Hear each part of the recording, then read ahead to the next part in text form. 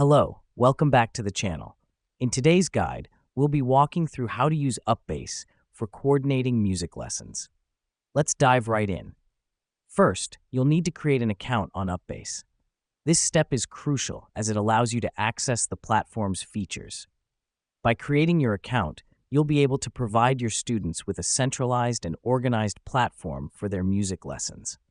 Once that's done, you'll need to set up your profile. Fill in all the necessary details such as your name, contact information, and the music lessons you're offering. This helps us because it allows your students to easily find and reach you. Next up, you'll have to list down your availability.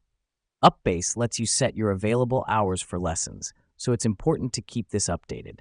This is a key feature that helps you and your students to coordinate schedules efficiently. Now that we've done that, it's time to add your lesson plans. You can create and customize lesson plans for different levels or types of learners. The reason we do this is to provide your students with a clear outline of what they'll be learning. Additionally, UPBASE allows you to upload resources for your students. This could be sheet music, practice exercises, or even links to helpful videos. This step is significant because it provides an additional layer of support for your students, enhancing their learning experience. Now that you've set everything up, let's talk about communication. UPBASE has a built-in chat feature. Use it to answer any queries your students might have, provide feedback, or just check in on their progress.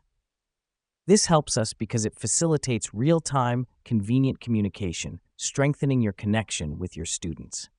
To wrap up, UPBASE is a powerful tool that can greatly improve the way you coordinate your music lessons. It streamlines the entire process, from scheduling to lesson planning, all in one place. And there you have it, a step-by-step guide on how to use UPBASE for coordinating music lessons. Thanks for tuning in, and we'll see you in the next guide.